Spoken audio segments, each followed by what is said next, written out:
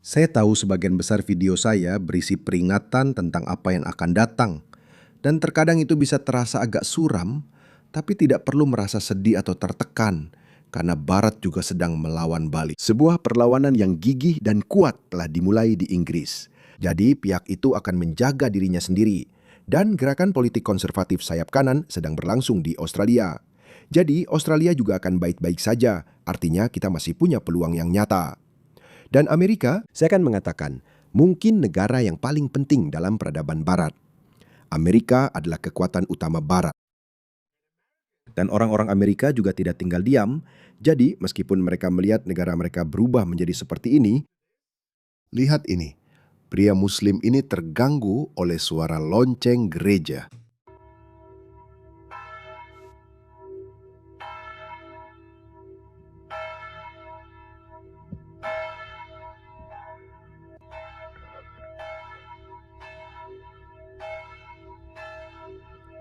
Sepupu, orang tuanya adalah sepupu, 100%.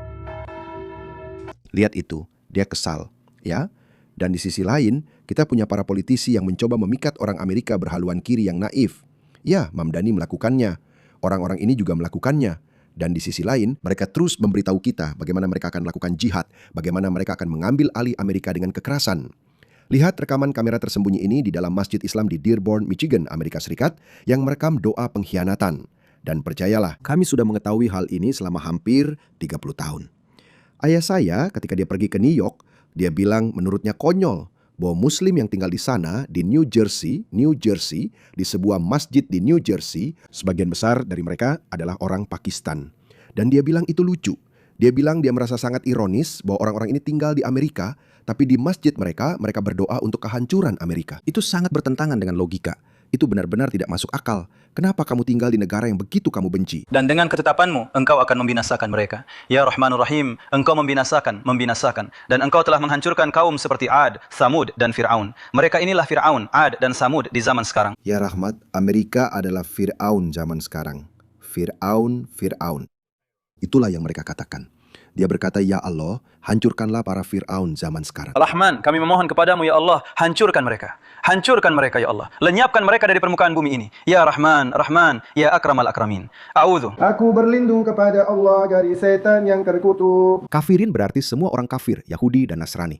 Ya Allah, berikan kemenangan kepada Islam dan angkat derajat kaum muslimin. Allah. Rasul Islam dan kemuliaan kaum muslimin. Dan hinakan orang-orang musyrik. Dan hinakanlah kesyirikan dan orang-orang musyrik. Ya Allah, tolonglah hamba-hambamu. Itulah yang mereka doakan, teman-teman. Mereka mengucapkannya setiap hari. Jadi, sementara ini terjadi, saya sudah memutar video-video ini berkali-kali sebelumnya. Secara harfiah, sekarang ada lebih banyak video Islam radikal yang berasal dari Amerika daripada dulu dari Inggris. Maksud saya, Inggris jelas punya rekam jejak yang lebih panjang. Jadi kami sudah mengumpulkan video-video itu dari Inggris selama hampir 25 tahun. Saya rasa perkembangannya di IS makin pesat setelah 7 Oktober 2023. Jadi orang-orang Amerika sedang melawan balik. Orang-orang Amerika sedang melawan balik.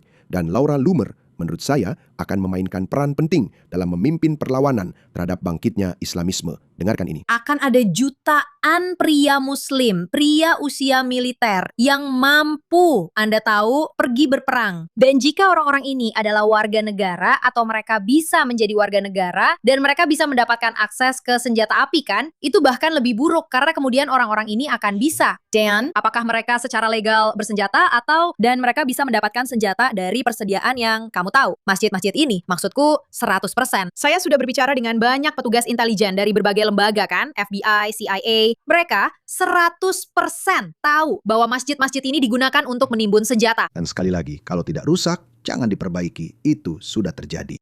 Itu sudah terbukti tanpa keraguan. Itu benar-benar sudah terjadi di Inggris. Lihat ini. Ini terjadi saat kerusuhan Southport tahun 2024. Muslim pergi ke masjid mereka dan mengambil apa saja yang bisa mereka dapatkan. Parang, siapa tahu, mungkin saja ada beberapa senjata api juga. Tapi yang pasti ada parang, tongkat bisbol, pedang, pisau. Dengarkan ini. Seorang Muslim, dan lihat ironi dari itu. Seorang Muslim, orang Inggris, seorang polisi Muslim Inggris sedang memberitahu sesama Muslimnya untuk meninggalkan senjata mereka di masjid. Bawa kembali ke masjid.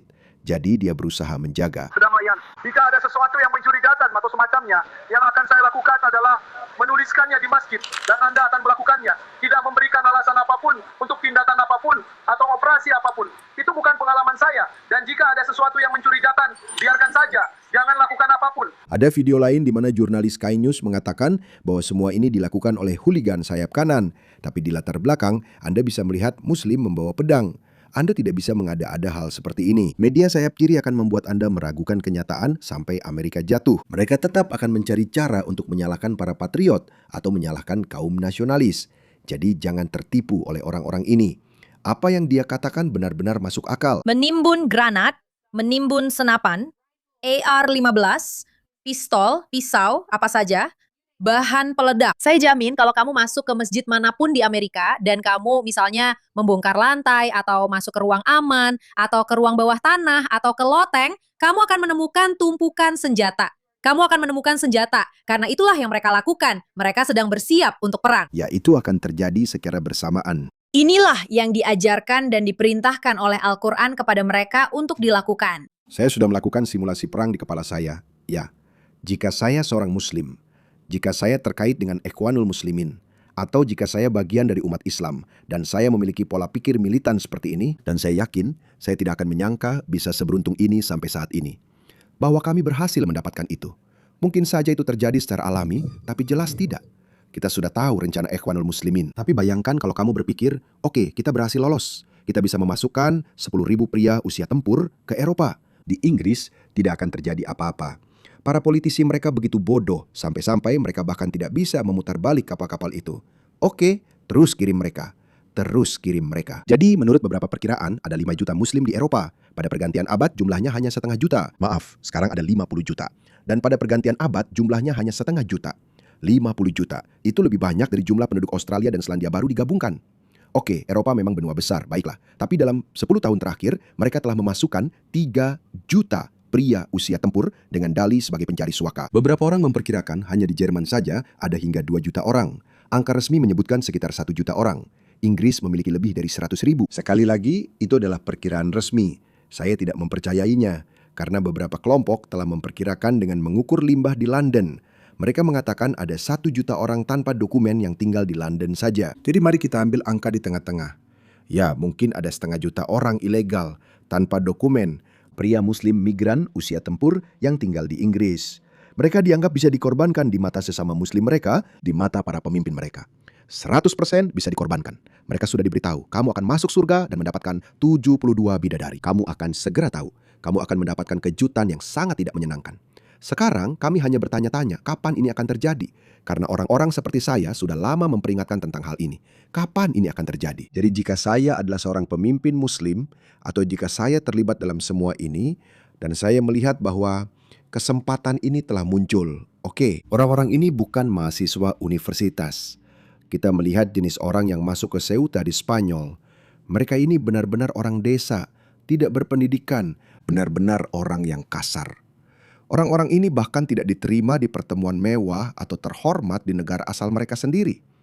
Oke, orang-orang seperti itulah yang juga datang ke Eropa dan Amerika. Saya harap ICE melakukan pekerjaan dengan baik. Tapi untungnya Trump setidaknya menghentikan itu.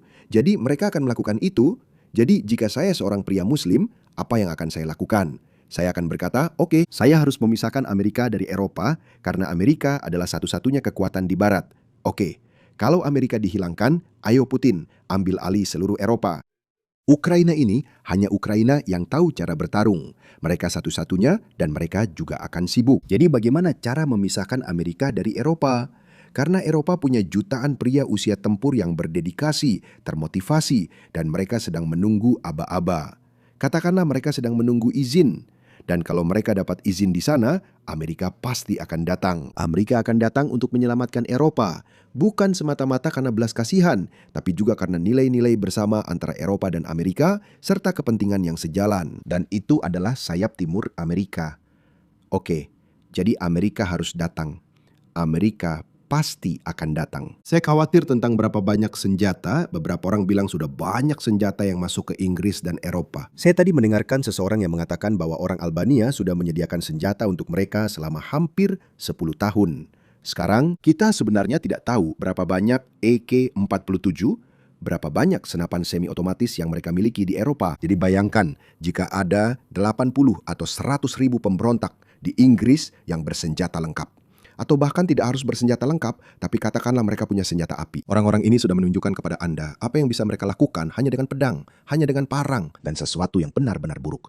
Saya bukan sedang menakut-nakuti. Saya juga tidak pernah menjadi penganut teori konspirasi, tetapi saya hanya mengatakan apa yang saya lihat. Sekali lagi, saya hanya melakukan simulasi perang. Jika saya yang melakukannya, itulah cara saya melakukannya. Dan kemudian lakukan hal yang sama di Amerika juga. Dan inilah yang dimaksud Laura Loomer, bahwa mereka, saya tidak tahu.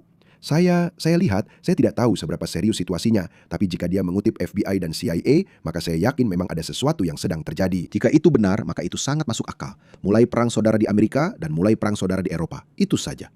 Yang hebat, satu-satunya kendali yang dimiliki semua ini, yang dimiliki negara-negara di selatan global, yang dimiliki Tiongkok, yang dimiliki dunia muslim adalah syarat dan ketentuan serta tatanan dunia global yang diberlakukan kepada mereka oleh Barat, PBB.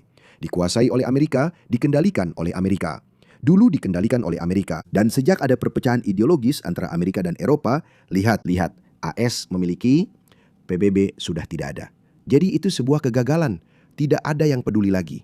Saya juga sudah tidak peduli lagi. Dan mereka juga tidak punya tentara. Jadi bagaimana, kalau mereka berhasil melakukannya. Kau tahu, salut untuk mereka. Itu cara yang cukup licik untuk menggulingkan Barat. Saat ini dunia diatur oleh tatanan dunia Barat. Tidak ada dua pendapat soal itu. Dan jika Barat tiba-tiba hilang, semoga beruntung. Semoga beruntung.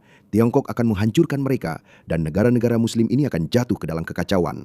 Dunia akan menjadi tempat yang mengerikan. Kamu tahu, aku selalu memberitahumu bahwa itu tidak akan terjadi. Diriku yang terdalam menolak untuk percaya bahwa para barbar abad pertengahan ini akan menggulingkan peradaban terbesar yang pernah diciptakan umat manusia. Kamu tahu, aku sering mengatakan itu.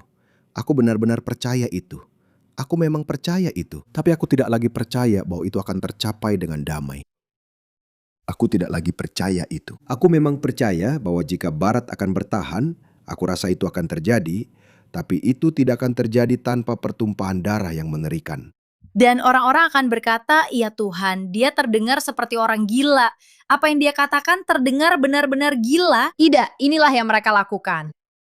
Ini memang persis yang mereka lakukan. Dan jika kamu tidak berpikir begitu, jika kamu hanya berpikir bahwa ini organik, bahwa mereka hanya mencalonkan kandidat muslim, dan mereka mencoba memperoleh kekuasaan politik di negara-negara bagian kunci di seluruh negeri, di semua sisi Bukan negara organik. kita, dan kamu belum menyadarinya bahwa ini bukan hanya strategi elektoral dan strategi penggantian populasi, tapi ini juga merupakan strategi peperangan.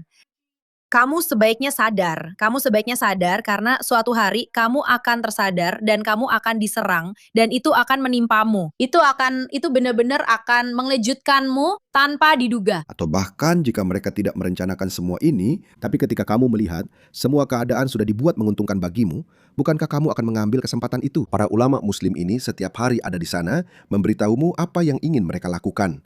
Karena begitulah sebenarnya mereka. Mereka tidak hanya secara sukarela memberitahumu agar kamu bersiap untuk perang. Mereka juga harus mengumpulkan pasukan mereka sendiri.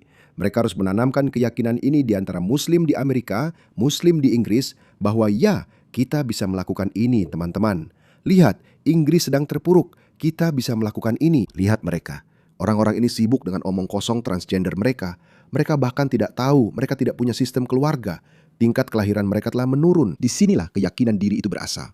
Dan keyakinan diri sama pentingnya bagi sebuah bangsa seperti halnya bagi individu. Jika kamu percaya pada dirimu sendiri bahwa kamu akan mencapai sesuatu, kamu akan bekerja keras. Kamu akan memastikan bahwa kamu memiliki hasrat, motivasi, dan dorongan untuk melakukan sesuatu demi mencapai tujuan itu. Dan hal yang sama juga berlaku untuk negara. Tetapi negara yang terpolarisasi, negara yang terpecah belah, negara yang memiliki faksi-faksi yang bersekutu dengan musuh. Karena suatu alasan murni, saya tidak tahu bagaimana kamu menjelaskan kegilaan kaum kiri. Mungkin mereka berpikir bahwa mereka bisa menjinakkan kaum Islamis. Mungkin mereka berpikir bahwa tidak, kaum Islamis bukanlah ancamannya. Ancaman itu adalah para kapitalis. Ancaman itu adalah orang kulit putih. Peradaban baratlah yang harus disalahkan. Saya tidak tahu. Apapun itu, kita tidak boleh menunggu mereka untuk sadar. Kita tidak bisa menunggu sampai mereka sadar. Saat itu terjadi, semuanya sudah terlambat. Benar-benar benar-benar membuatmu terkejut dan tidak percaya. Dan kamu hanya punya dua pilihan, bertahan hidup atau mati. Tergantung apakah kamu memutuskan untuk menganggap ancaman ini dengan serius atau tidak. Maksudku, orang Amerika harus mulai menimbun senjata. Mereka harus mulai menimbun amunisi. Mereka harus mulai mempersenjatai diri karena kita akan menghadapi perang bagaimanapun juga dengan orang-orang ini. Aku katakan padamu, jika perang saudara pecah di negara ini, itu akan terjadi antara Muslim dan non-Muslim. Ya, dan orang kulit hitam akan bergabung nanti. Mereka akan bergabung dengan sangat cepat. Karena aku akan memberitahumu, kita punya presidennya. Ada beberapa orang Hindu yang bergabung atau bersekutu dengan Muslim Pakistan. Mereka sebenarnya adalah orang-orang yang cukup berpengaruh. Ada kasta rendah. Kita punya presidennya untuk itu. Ada seorang Hindu dari kasta rendah karena dia punya keluhan sendiri terhadap masyarakat India arus utama karena dia berasal dari kasta rendah. Saya kira namanya Jogindranath Mandal. Jadi dia benar-benar bergabung dengan Pakistan. Dia pindah ke Pakistan dan kemudian dia merasa, wah, saya mungkin orang kasta rendah di India di antara sesama Hindu saya. Tapi di sini saya dianggap kafir. Jadi dia kembali. Dia mendukung.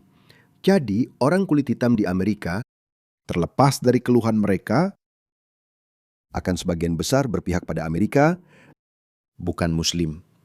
Tapi beberapa orang bodoh akan berpihak pada Muslim karena mereka akan bilang, Ya, perdagangan budak transatlantik, tapi jangan tanya mereka tentang perdagangan budak Arab Afrika. tapi nanti mereka akan segera mengetahuinya juga. Jadi, kedepannya akan sangat menarik teman-teman.